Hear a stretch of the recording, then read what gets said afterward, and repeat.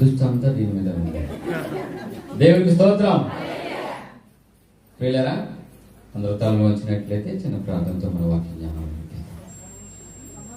మహాపరిశుద్ధుడు, మహాఘనమైన మా తండ్రి, మీ ఉన్నతమైన నామముకు లెక్కలేని వందనాలు, స్తోత్రాలు చెల్లించుకుంటున్నాం. అయ్యా, ఈ యొక్క పాత సంవత్సరంలో మరికొద్ది నిమిషాల్లో తండ్రి ప్రభువా, నేను నూతన సంవత్సరంలో అడుగు పెడుతుండగా తండ్రి అయ్యా, ఈ యొక్క కొద్ది నిమిషాల్లో తండ్రి ప్రభా మీరు మాతో ఏం మాట్లాడినే ఉన్నారు తండ్రి.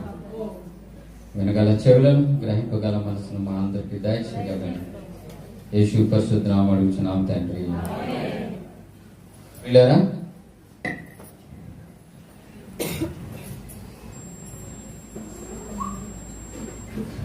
సంతోషంగా ఉన్నవాడు ఒకసారి హల్లెలూయా చెప్తామా? చాలా మంది సంతోషంగా ఉన్నామని అంటున్నారు, కానీ మొహంలో సంతోషం కనబడట్లే. ప్రతి సంవత్సరం నేను ఒక జ్ఞాపకం చేస్తాను, మీ అందరికీ తెలుసు. మరొకసారి జ్ఞాపకం చేస్తాను. మన ఇండియా దేశం వెళ్ళినప్పుడు, నెల 2 నెలల సెలవు మీదకి వెళ్ళినప్పుడు, మనందరం ఇండియా దేశం వెళ్ళాం కదా, దేవుడి స్తోత్రం. అయితే ఆ 2 నెలల్లో కూడా గడిపేస్తాము. చివరి 2 దినాలు ఉంటాయి కదా, ఆ 2 దినాలు మన అక్క కావచ్చు, పిల్లలు కావచ్చు, భార్య కావచ్చు, భర్త కావచ్చు, తల్లి కావచ్చు, తండ్రి కావచ్చు. మరి వెళ్తున్నాను అని చెప్పినప్పుడు ఏమంటారు వాళ్ళు? అప్పుడే వెళ్ళిపోతున్నావు, కొద్ది రోజులు ఉండొచ్చు అంటారు కదా. ఇప్పుడు మనం అలాగే ఉన్నాం. పాత సంవత్సరం అప్పుడే వెళ్ళిపోతున్నావా, కొద్ది రోజులు ఉండొచ్చు కదా అన్నట్టుగా ఉన్నాం. దేవుని స్తోత్రం. కొత్త నూతన సంవత్సరాన్ని చూస్తున్నామని సంతోషంగా ఉన్నవారు గట్టిగా చప్పట్లు కొట్టి దేవుని మహిమపడతారు. ప్రియులారా, నాకు ఇచ్చిన సమయాన్ని బట్టి, సమయాన్ని బట్టి కొద్ది నిమిషాలు మనం వాక్యం జ్ఞానంలోకి వెళ్తాం. ప్రియులారా, గమనించాలి, ప్రతి ఒక్కరు కూడా సమయోచితంగా పోదాము, జాగ్రత్తగా వినాలి. దేవుని స్తోత్రం. మన ఆలోచన, మన ప్రవర్తన, మన ప్రతిస్పందన మన జీవితాన్ని నిర్దేశిస్తుంది. మన ఆలోచన, మన ప్రవర్తన, మన ప్రతిస్పందన మన జీవితాన్ని నిర్దేశిస్తుంది. దేవుడు మనల్ని ప్రశ్నించినప్పుడు, దేవుడు మనలో ఉన్న పరిపక్వత గమనించాలనుకునేటప్పుడు, దేవుడు మనలో ఉన్న పరిపక్వత గమనించాలనుకునేటప్పుడు, ప్రియులారా వింటున్నారన్నమాట, మన ఆత్మీయ స్థితిని బట్టి, మన ఫోకస్ని బట్టి, మన దృష్టిని బట్టి, మన ఆలోచన బట్టి, మన ప్రవర్తన బట్టి, మన ప్రతిస్పందన బట్టి మనల్ని దీవించాలా లేదా ఆశీర్వదించాలా, ఒక ఉన్నతమైన స్థాయిలో ఉంచాలా లేదా అనేది ఆయన నిర్ణయం తీసుకుంటారు. దేవుని స్తోత్రం. జాగ్రత్తగా అంత మాత్రమే కాదు, కానీ ప్రతి వ్యక్తి యొక్క ఆత్మీయతను ఆయన గమనించిన తర్వాతనే, పరిశీలించిన తర్వాతనే, పరిశోధించిన తర్వాతనే ఆయన నిర్ణయం తీసుకుంటారు. పిల్లరా, ఇది కొంతమంది మనం అనుకుంటాము కదా, నాకంటే దీనుడు, నాకంటే తక్కువ స్థాయిలో ఉన్నవాడు, నాకంటే చిన్న ఉద్యోగస్తుడు, నాకంటే కూడా బంధు బలగం లేనివాడు, నాకంటే నాకంటే నాకంటే నాకంటే కూడా ఒక తక్కువ స్థాయిలో ఉన్నవాడు ఈ దినాన ఒక ఉన్నతమైన స్థాయిలో కనబడతా ఉన్నాడు. దినదినము కూడా అభివృద్ధి చెందుతా ఉన్నాడు. ఎందుకని నేనే ఇలా ఉండిపోయాను, ఎన్ని సంవత్సరాలు అయినప్పటికీ కూడా నా స్థితి గతి కూడా ఇలానే ఎందుకని ఉండిపోయిందని మనలో చాలా మంది మనం అనుకుంటా ఉన్నాం. అవునంటారా? ఎందుకు ఆ విధంగా మనం అనుకుంటాం? మనం జాగ్రత్తగా వెళ్ళినట్లయితే ఇప్పుడు సహోదరులారా,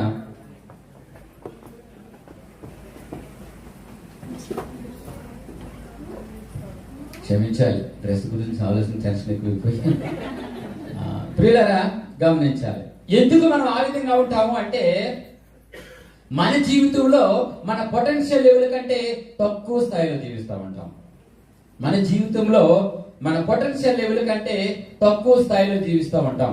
దీనికి అర్థం ఏంటంటే, సహోదరులారా, మన దృష్టి, మన ఫోకస్, మన ఆలోచన, మన ప్రవర్తన, మన ప్రతిస్పందన చిన్న వాటి మీద ఉన్నంత వరకు కూడా, అది మన వ్యక్తిగత జీవితంలో కావచ్చు, లేదా సమాజంలో కావచ్చు, సంఘంలో కావచ్చు, సహవాసంలో కావచ్చు, ఎదురైనప్పటికీ కూడా మన ఆలోచన, మన ప్రతిస్పందన, మన ప్రవర్తన చిన్న చిన్న వాటి మీద ఉన్నంత వరకు కూడా మన ఉన్నతమైన స్థాయిని మనము చూడలేము లేదా చేరుకోలేము.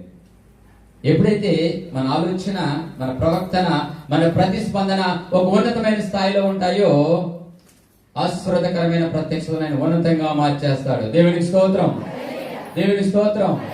సహోదరి సహోదరులారా, జాగ్రత్తగా వినాలి. గత సంవత్సర కాలం అంతా కూడా మన ఇష్టానుసారంగా జీవించి ఉన్నావేమో. ఈ సంవత్సర కాలం, గత సంవత్సర కాలం ఇంకా నూతన సంవత్సరం రాలేదు కనుక ఈ సంవత్సర కాలం అంతా కూడా మన ఇష్టానుసారంగా మనం జీవించి ఉన్నావేమో. దేవుడు మరొక అవకాశాన్ని మనకి ఇస్తా ఉన్నాడు. దేవుడు మనకు మరొక అవకాశాన్ని ఇస్తా ఉన్నాడు. ప్రియులారా, భయంకరమైన 2019, 2020, 2021 సంవత్సరం అంతా కూడా అనేక మంది గొప్పవారు అనబడిన వారు, ధనికులు అనబడిన వారు, వారందరూ కూడా ఈ దినాన సజీవ లెక్కలో లేరు. ఎందుకు? ఈ దినాన నిన్ను నన్ను దేవుడు సజీవ లెక్కలో ఉంచి దేవుడి సన్నిధిలో ఈ దినాన్ని ఉంచారంటే దేవుడు మన పట్ల ఒక ఉద్దేశాన్ని, ఒక ప్రణాళికలు కలిగి ఉన్నారని మనం విశ్వసించగలుగుతా ఉన్నామా? దేవుడికి స్తోత్రం. ప్రియులారా, ఈ చివరి గడిలో దేవుడు మనతో ఏం మాట్లాడుతూ ఉన్నాడో కొద్ది నిమిషాలు, వీలైతే 3 అంశాలు లేదా 4 అంశాలు మనం వాక్యానుసారంగా జ్ఞానం చేసుకుందాం. మత్తయి సువార్త 26వ అధ్యాయం 41వ వచనం.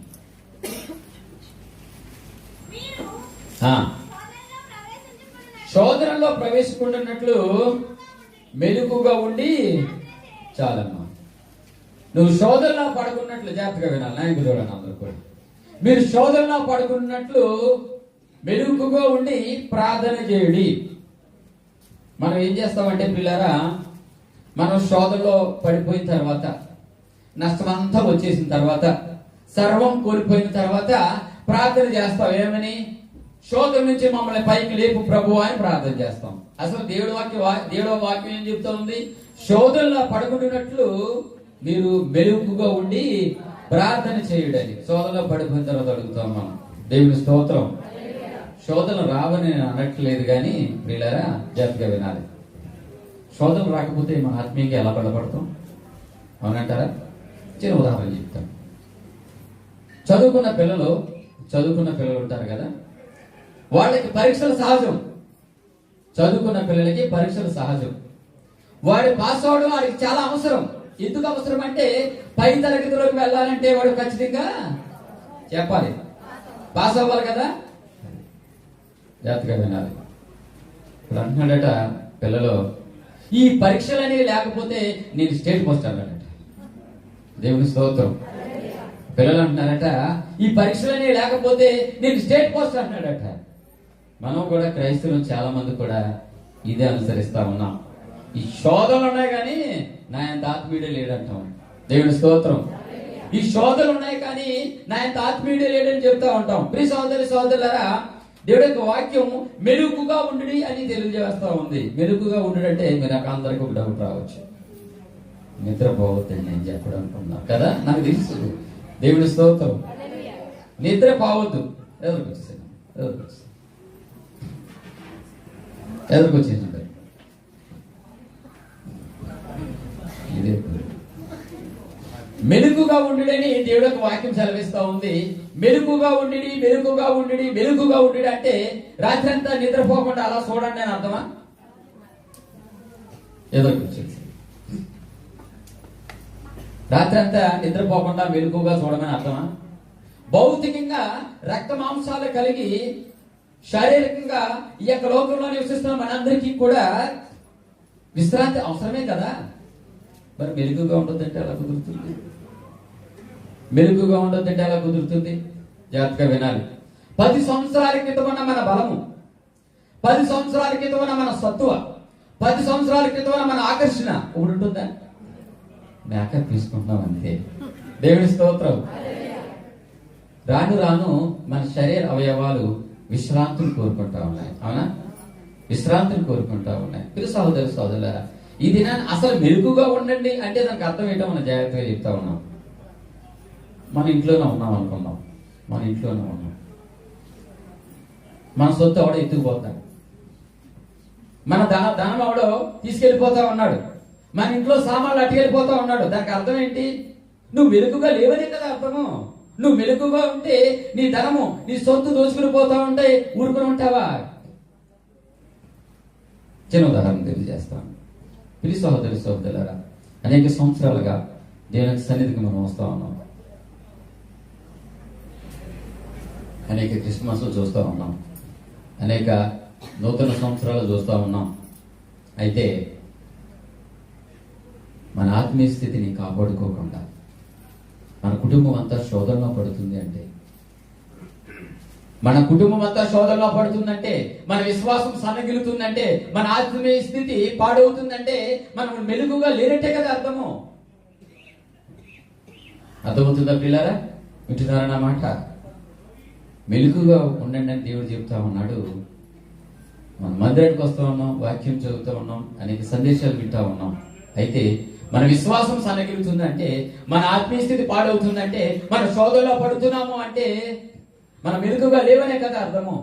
మెలుగుగా ఉండండి, మెలుగుగా ఉండంటే దానికి అర్థం ఏంటంటే ప్రియులారా, కాపాడుకునే స్థితి. దేవుడి స్తోత్రం. ఏం కాపాడుకోవాలి? మన ఆత్మీయ స్థితిని మనము కాపాడుకోవాలి. ఎలాంటి పరిస్థితుల్లోనైనా సరే ప్రార్థించే అనుభవం కలిగి ఉండాలి. ఎలాంటి పరిస్థితుల్లోనైనా సరే ప్రార్థించే అనుభవం కలిగి ఉండాలి. ప్రియులారా, ఎల్లప్పుడూ కూడా ప్రార్థన జీవితం, ఆయనతో మాట్లాడే అనుభవం, ఆయనతో సత్సంబంధం కలిగి ఉండాలి. విన్న వాక్యాన్ని మన జీవితంలో అలమర్చుకునే స్థితి, కాపాడుకునే స్థితి ఏంటంటే మన జీవితంలో అలమర్చుకునే స్థితి. ఎల్లప్పుడూ కూడా దేవునితో సత్సంబంధాన్ని కలిగి ఉండే స్థితి.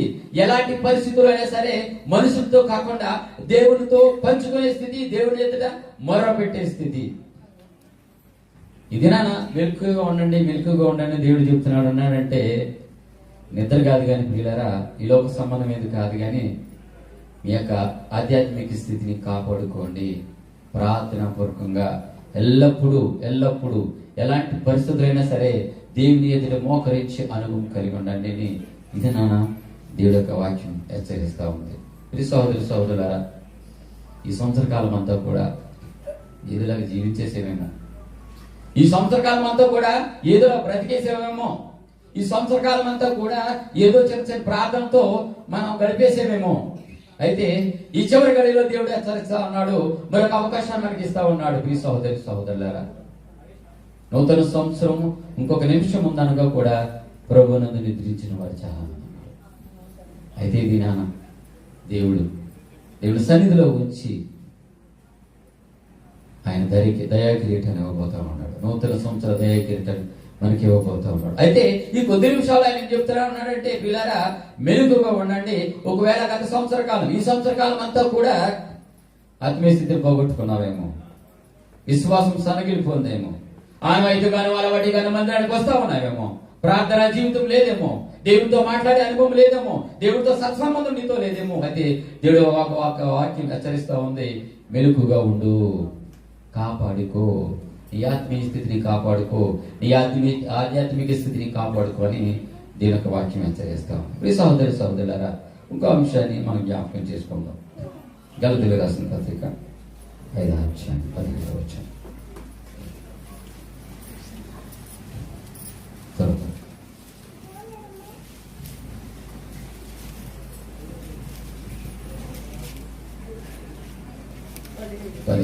కలవరపెట్టవారు తమ్ము తాము వేధించుకున్నట మేలు.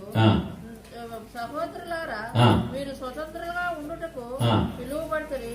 అయితే ఒక మాట, ఆ స్వాతంత్ర్యమును శరీర క్రియలను హేతువు చేసుకొనక ప్రేమ కలిగిన వారై ఒకరికొకడు దాసులై ఉండుడి. అపోస్తలుడైన పౌలు గారు రోమీయులకు రాసిన పత్రిక, ఎవరు తీయొద్దులే గాని 7వ అధ్యాయంలో ఆయన ఒక మాట అంటాడు. ఏమంటారంటే, నేనేదైతే చేయాలనుకుంటున్నానో అది చేయలేకపోతా ఉన్నాను, నేనేదైతే చేయకూడదు అని అనుకుంటున్నానో నేను అదే చేస్తా ఉన్నాను. వింటున్నాను అన్నమాట.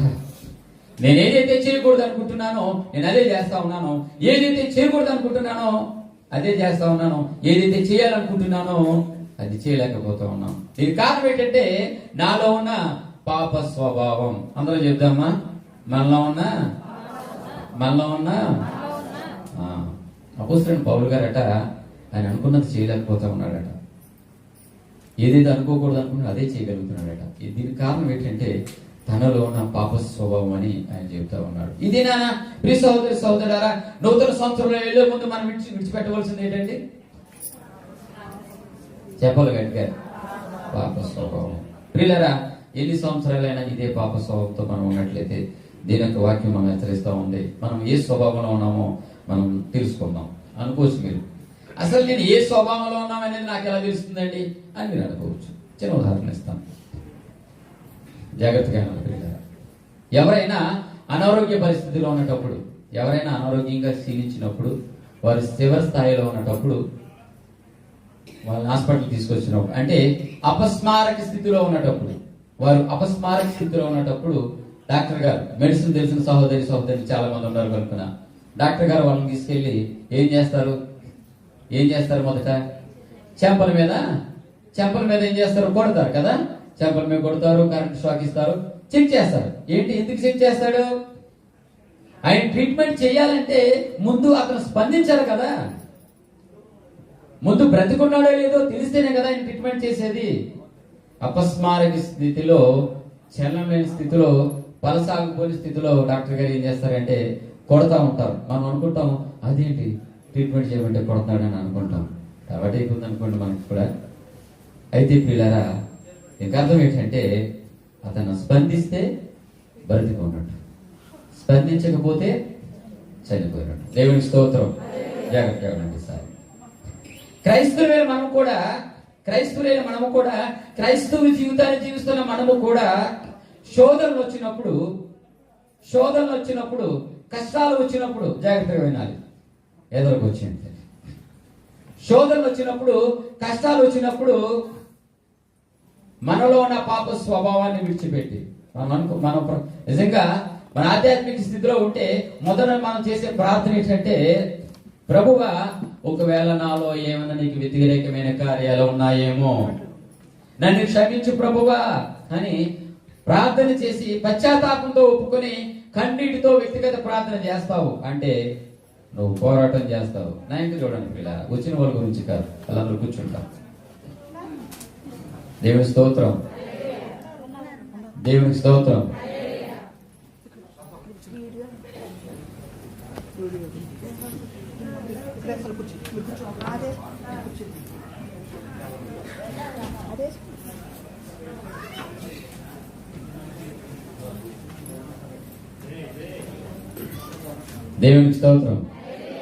సహోదరులారా, జాగ్రత్తగా వినాలి.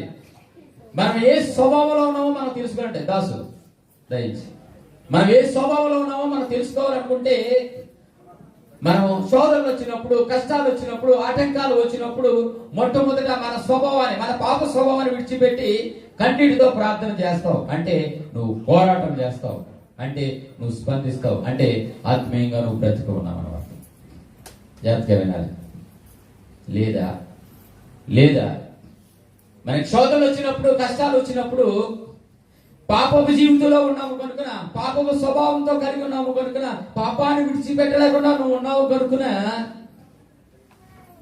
గత సంవత్సర కాలం అంతా కూడా ఏదోలా గడిచిపోయిందిలే, ఈ సంవత్సర కాలం కూడా ఏదోలా గడిచిపోతుందిలే అని ఊరుకునే మౌనంగా ఉంటావు. అంటే నువ్వు ఆత్మీయంగా మరణించేవన్నమాట. నువ్వు ఆత్మీయ స్థితిని కోల్పోయావన్నమాట. భ్రష్టత్వానికి నువ్వు అప్పగించబడ్డావన్నమాట. ప్రియ సహోదరులారా, ఈ రాత్రికాల సమయంలో నువ్వు స్పందించేదానిగా ఉన్నావా? నువ్వు స్పందించేవాడిగా ఉన్నావా సహోదరులారా? లేక అదే స్వభావంతో, అదే పాపపు స్వభావంతో గత సంవత్సర కాలం అంతా గడిచిపోయింది, ఈ సంవత్సర కాలం అంతా కూడా ఏదో గడిచిపోతుందని మౌనంగా ఊరుకుని దేవుడు చూస్తా లేదని అనుకుంటామన్నాము. జాగ్రత్త ప్రియులారా, ఆయన కనుదృష్టి మన మీద ఉందని నువ్వు గుర్తించలేకపోతా ఉన్నావా? ఆయన కనుదృష్టి మన మీద ఉందని గుర్తించలేకపోతా ఉన్నావా? అయితే మరి కొద్ది నిమిషాల్లో మన నూతన సంవత్సర దయ కిరీటాలు మనకు దేవుడు ఇవ్వబోతా ఉన్నాడు. ఒకవేళ నువ్వు అలాంటి స్వభావంతో ఉన్నట్లయితే మరలా అదే స్వభావంతో నూతన సంవత్సరాలు అడిగి పెట్టవద్దు. ప్రియ సహోదరులారా, ఎందుకు దేవుడు నీకు జీవాన్ని ఇచ్చాడంటే, ఎందుకు నీకు దేవుడు సజీవులుగా ఉంచాడు అంటే, ఇంకా నీ స్వభావాన్ని విడిచిపెడతావని మరొక అవకాశాన్ని నీకు దేవుడు ఇస్తా ఉన్నాడు. బైబిల్లో మనందరికీ తెలుసు కదా, అంజూరపు చెట్టు కోసం ఈ సహోదరి సహోదరులారా గమనించాలి. దేవుడు ఇంకా పొడిగిస్తున్నాడు అంటే ఇక్కడైనా నీ స్వభావాన్ని విడిచిపెడతావని. మనకు తెలుసు ఏమి విడిచిపెట్టాలో. ఒకరి గురించి మనం చెప్పుకునే అవసరం లేదు, కానీ మన మనస్సాక్షి తెలుసు ఏమి విడిచిపెట్టాలో. నువ్వు దేవుడి సన్నిధిలో ఉన్నావు కనుక ఇప్పుడే దేవుడి సన్నిధిలో ఒప్పుకోగలిగితే, నువ్వు దేవుడి సన్నిధిలో పశ్చాత్తాపం పొందగలిగితే, ప్రియ సహోదరి సహోదరులారా, మరికొద్ది నిమిషాల్లో నూతన సంవత్సరంలో అడుగు పెట్టబోతే ముందు ఈ పాత స్వభావాన్ని విడిచి నూతన స్వభావాన్ని పొందుకోవాలని దేవుడు కోరుకుంటా ఉన్నాడు. ప్రియ సహోదరి సహోదరులారా, నూతన సంవత్సరంలో సరే నీ స్వభావాన్ని మార్చుకోవాలని ఇప్పుడే విడిచిపెట్టి నూతన స్వభావం పొందుకోవాలని దేవుడు కోరుకుంటా ఉన్నాడు. మూడోదిగా మనం చూద్దాము యెషయా గ్రంథం 54వ అధ్యాయం 2-3 వచనాలు.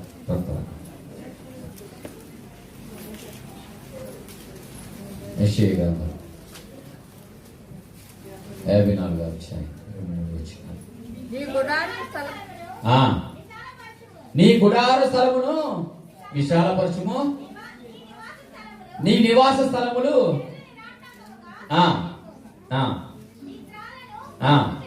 నీ త్రాళ్ళను పొడవ చేసుకును, కుడివైపుకునకును వెడవైపుకును అనువు వ్యాపించెదువు, నీ సంతానము చాలమ్మా. ప్రియ సహోదరి సహోదరులారా, ఈ యొక్క చివరి గడిలో దేవుడు కోరుకునేది ఏంటంటే నువ్వు విస్తరించాలి. ఇది విస్తరించే సమయము. నువ్వు విస్తరించాలి. ఎలా విస్తరించాలి అంటే గత సంవత్సర కాలం అనగా ఈ సంవత్సర కాలం అంతా కూడా ప్రియులారా ఎవరినైనా మందిరానికి నడిపించామా? ఈ సంవత్సర కాలంలో అంతా ఎవరినైనా నేను మందిరానికి నడిపించాను అన్నవారు చేతులు పైకి ఎత్తాను. నేను ఒక సహోదరుని తీసుకొచ్చాను అన్నవారు. దేవుడి స్తోత్రం. 1 2 10లోనే ఉన్నారు, 100 మంది ఉన్నారు. 1 2 స్తోత్రాలు, దేవుని స్తోత్రాలు, దేవుని స్తోత్రం. ఇలా అందరం పెట్టి ఒకసారి గట్టిగా చప్పట్లు కూడా దేవుని ప్రియ సహోదరి సహోదరులారా, రక్షణ పొందిన మనము సువార్త భారం మన మీద ఉంది కదా. దేవుడు రక్షణ పొందిన తర్వాత ఊరికనే ఉండమన్నాడు. దేవుడు మనల్ని ఏం చేయమన్నాడు? ఆత్మల రక్షణ భారం మన మీద ఉంది కదా. అయితే మనం ప్రతి ఒక్కరిని ఒకరు నడిపించాలి కదా, ఒకరిని రక్షించాలి కదా. ఒకవేళ లెక్క అప్పగించవలసి వస్తే దేవుడు నువ్వు ఎంతమంది నడిపించావని నువ్వు అడిగితే, ప్రభువా నేను ఎవరంగా చూడలేకపోయాను, నా బైబిల్ పట్టుకుని నేను వచ్చేసానంటే దేవుడు ఏమంటాడు? కొంచెం ప్రక్కనుండు, తర్వాత మాట్లాడుకుందాం అంటాడు. ప్రియ సహోదరి సహోదరులారా, ఈ చివరి గడిలో దేవుడు హెచ్చరిస్తా ఉన్నాడు, నువ్వు విస్తరించాలి. ఇది విస్తరించే సమయము. ప్రియ సహోదరి సహోదరులారా, మీకు విషయాన్ని జ్ఞాపకం చేయాలని ఇష్టపడతా ఉన్నాను. గత సంవత్సర కాలంలో, గత 2021 డిసెంబర్ ఇదే సమయంలో, 2021 ఇదే సమయంలో డిసెంబర్ ఇదే సమయంలో మీరు ఆరాధనలో ఉన్నారు కదా. అందరూ కూడా ఆరాధనలో ఉన్నారు కదా. గట్టిగా చెప్పండి, ఆరాధనలో ఉన్నారు కదా. ఉన్నాం. అయితే వారు ఇదే సమయంలో మీ పక్కన వారు ఉన్నారు లేదో సార్ చూసుకోండి అమ్మా, చూసుకోండి ఒకసారి పక్కన జస్ట్ ఇలాగైనా చూడండి నా కోసం అన్న. ప్రియ సహోదరి సహోదరులారా, గత సంవత్సర కాలంలో నీ పక్కన కూర్చున్న వారిని ఇప్పుడు ఈ సమయంలో నీ పక్కన ఉన్నారో లేదో నాకు తెలియదు, కానీ నువ్వు మాత్రం ఖచ్చితంగా ఉన్నావు. దేవునికి స్తోత్రం. గట్టిగా కబడి కూడా దేవుని ఉపరితాం. దేవునికి స్తోత్రం. ప్రియ సహోదరి సహోదరులారా, వాళ్ళు ఉన్నారో లేదో నాకు తెలియదు, కానీ ఈ రాత్రికాల సమయంలో నువ్వు మాత్రం ఖచ్చితంగా ఉన్నావు. ఎదుగుచ్చాడు దేవుడు నిన్ను, ఎదుగుచ్చాడు దేవుడు నిన్ను, ఎదుగుచ్చాడు. ప్రియులారా, ఆయన నీ పట్ల ఒక ఉద్దేశాన్ని కలిగి ఉన్నాడు, ఆయన నీ పట్ల ఒక ప్రణాళిక కలిగి ఉన్నాడు. అందుని బట్టి ప్రియ సహోదరి సహోదరులారా, దేవుడు ఒక వాక్యం హెచ్చరిస్తూ ఉంది. ఇక రాత్రికాల సమయంలో ప్రియులారా, దేవుడు ఒక వాక్యం మనల్ని హెచ్చరిస్తూ ఉంది. లోకం పోయే దారిలో మనం పోకుండా ఈ దినాన దేవుడి సన్నిధిలో ఉన్నాం. చూడండి, దేవుడు మన బహుగా ఆశీర్వదించబోతా ఉన్నాడు. దేవుడికి స్తోత్రం. దేవుడు బహుగా దీవించబోతా ఉన్నాడు మనల్ని. ప్రియులారా, ఈ సంవత్సర కాలంలో మనం ఏదైతే పోగొట్టుకున్నామో, ఒకవేళ ఉద్యోగం సరైన ఉద్యోగం లేదని బాధపడతా ఉన్నామా, ఒకవేళ రుణభారంతో బాధపడతా ఉన్నామా, లేదా అక్రమ సమస్యలతో బాధపడతా ఉన్నామా, లేదా పిల్లలకి పెళ్లి చేయలేదని, లేదా మనమే పెళ్లి చేసుకోలేదని బాధపడతా ఉన్నామా, పిల్లలు సెటిల్ చేయలేదని బాధపడతా ఉన్నామా, చింతిస్తా ఉన్నామా? ప్రియ సహోదరి సహోదరులారా, ఈ సంవత్సర కాలంలో మీరు ఏదైతే పోగొట్టుకున్నారో రాబోయే సంవత్సర కాలంలో అవన్నీ కూడా దేవుడు మీకు ఇవ్వబోతా ఉన్నాడు. నమ్మని వారి గట్టిగా చప్పట్లు కొట్టి దేవుని నమ్మకం. ప్రియ సహోదరి సహోదరులారా, దేవుడు యొక్క వాక్యం మనతోనే మాట్లాడుతూ ఉంది. ఒకవేళ నాలుగవదిగా క్షమించే గుణం కలిగి ఉన్నాను. క్రైస్తవులమే ఎవరు మాట్లాడదమ్మా? దాసు త్వరగా సైడ్ తీసుకొచ్చిపెట్టి మీరు వెళ్ళాలి.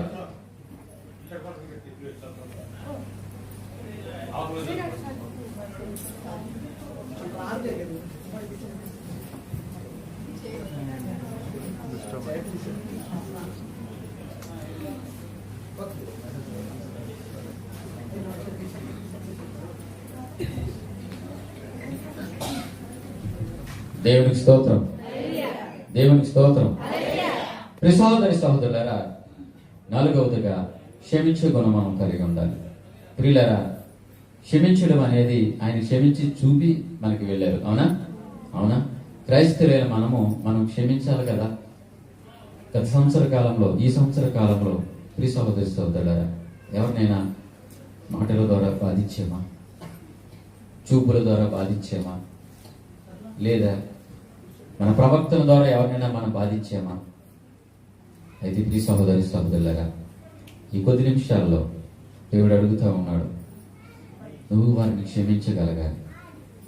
ఒకవేళ నువ్వు ఎవరిని క్షమించకుండా నూతన సంవత్సరంలో అడుగు పెట్టవద్దని దేవుడు ఒక వాక్యం మిమ్మల్ని హెచ్చరిస్తూ ఉంది. ప్రియ సహోదరి సహోదరులారా, వారు ఎవరైనా కావచ్చు, వారు ఎక్కడైనా ఉండవచ్చు, కానీ ఇప్పుడే నువ్వు వారిని క్షమించాయని నువ్వు చెప్పగలిగితే నూతన సంవత్సరంలో నేను బహుగా దేవుడు దీవించబోతా ఉన్నాడు.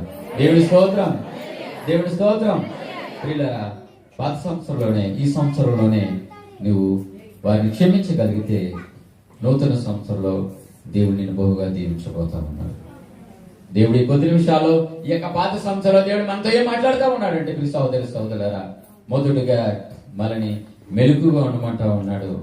మెలకుగా అంటే మన ఆధ్యాత్మిక స్థితిని, మన ఆత్మీయ స్థితిని, ప్రార్థన అనుభవం కలిగిన స్థితిని మనం కలిగి ఉండాలని దేవుడు కోరుకుంటా ఉన్నాడు. రెండవదిగా మనం విడిచిపెట్టాలని కోరుకుంటా ఉన్నాడు. మనలో ఉన్న పాప స్వభావాన్ని విడిచిపెట్టాలని కోరుకుంటా ఉన్నాడు. ఒకవేళ ఇంకా ఈ సంవత్సర కాలం అంతా ఇంకా పాప స్వభావంతో కొట్టిపెట్లాడుతూ ఉంటే గతాన్ని తలుసుకోవద్దు ప్రియులారా. ఇప్పుడే దేవుడి సన్నిధిలో ఒప్పుకున్నట్లయితే, దేవుడి సన్నిధిలో నీ స్వభావాన్ని విడిచిపెడతానని ఒప్పుకున్నట్లయితే, మూడవదిగా ప్రియ సహోదరి సహోదరులారా, నువ్వు విస్తరించాలి. అనేక మంది సువార్త భారం కలిగి ఉండాలి. అనేక ఆత్మలు రక్షించే భారం నువ్వు కలిగి ఉండాలి. ప్రియులారా, కనీసం సంఘానికి ఒకరినిద్దరిని తీసుకువచ్చి, ప్రభువా ఇదిగో ఈ 2 ఆత్మలను నేను తీసుకొచ్చానని నువ్వు చెప్పగలిగి ఉండాలి. ఈ సమయంలో అడిగినప్పుడు 100 మంది జనములో 10 మంది చేతులు లేచాయంటే దేవుడు మనం అడగడంటారా? ప్రియులారా, నాలుగవదిగా క్షమించాలని అడుగుతున్నాడు దేవుడు. ఒకవేళ ఈ సంవత్సర కాలంలో ఏవైనా మాటల ద్వారా కానీ, చూపుల ద్వారా కానీ, ప్రవర్తన ద్వారా కానీ వారు ఎవరైనా కావచ్చు, వారిని క్షమించమని అడగగలిగితే ప్రియులారా, ఇది ఈ నూతన సంవత్సరంలో ప్రియులారా, ఇవన్నీ ఈ 4 ప్రియులారా, మొదటిగా ఏం చేయాలంటే మనం మెలకు కలిగి ఉండాలి. మన ఆత్మీయ స్థితిలో మనం మెలకు కలిగి ఉండాలి. పాప స్వభావాన్ని విడిచిపెట్టాలి. మూడవదిగా ఏంటండి? విస్తరించాలి. నాలుగవదిగా క్షమించాలి. ఈ నాలుగు మనం చేయగలిగితే ప్రియ సహోదరి సహోదరులారా, మరి ముఖ్యంగా ఈ కొద్ది నిమిషాల్లో నువ్వు దేవుడి సన్నిధిలో ఉన్నావు కనుక నువ్వు ఒప్పుకోగలిగితే నూతన సంవత్సరంలో దేవుడు గొప్ప బహుగా ఏదైతే నువ్వు కోల్పోయావో, ఏదైతే పోగొట్టుకున్నావో, ఏదైతే చేయలేకపోయానని బాధపడతా ఉన్నావో ప్రియులారా, నూతన సంవత్సరంలో అన్ని కూడా నీకు ఇవ్వబోతా ఉన్నాడు. దేవునికి స్తోత్రం. తలలో వంచండి చిన్న ప్రార్థన. అలాంటి కృప మీ అందరికీ ఉండాలని పరిశుద్ధుని కోరుకుంటాం. మహాపరిశుద్ధుడు ఇదిగో తండ్రి, ఎవరు మౌనంగా ఉండదు ప్రియులారా. అయ్యా, ఈ సంవత్సర కాలంలో తండ్రి అయ్యా మా ఆధ్యాత్మిక స్థితిని మేము కాపాడుకోవడానికి, ఎలాంటి పరిస్థితులైనా సరే మేము ప్రార్థనను కలిగి ఉండటానికి, మీతో సత్సంబంధాన్ని కలిగి ఉండటానికి అయ్యా సహాయం దయచేయండి. ఇదిగో అయ్యా మాలో ఉన్న పాప స్వభావాన్ని తండ్రి, మాలో ఉన్న పాప స్వభావాన్ని ఇప్పుడే మేము దేవుడి సన్నిధిలో ఒప్పుకోవటానికి సహాయం దయచేయండి. ఇదిగో తండ్రి మేము సువార్త భారం లేక విస్తరించలేక తండ్రి ప్రభువా ఉన్నాం మేము. అయ్యా నూతన సంవత్సరంలో విస్తరించడానికి అనేక మందిని మేము సువార్త భారం కలిగి కలిసుకున్న ఆత్మను మేము సరిగ్గా తీసుకురావడానికి సహాయం దయచేయండి. అయ్యా ఈ సంవత్సర కాలం అంతా తండ్రి మా ప్రవర్తన వల్ల, మా చూపు వల్ల, అయ్యా మా మాట వల్ల మేము అనేక మందిని మేము బాధ పెట్టేమేమో తండ్రి, మమ్మల్ని క్షమించాము తండ్రి. వారిని క్షమించటానికి తండ్రి ప్రభు సహాయం దయచేయండి. అయ్యా మీలాంటి ప్రేమను కలిగి ఉండటానికి, మీలాంటి క్షమించే గుణము కలిగి ఉండటానికి, మీలాంటి సహించే గుణం కలిగి ఉండటానికి మాకు సహాయం దయచేస్తారండి. యేసు పరిశుద్ధ నామములో అడుగుచున్నాం తండ్రి. దేవునికి స్తోత్రం.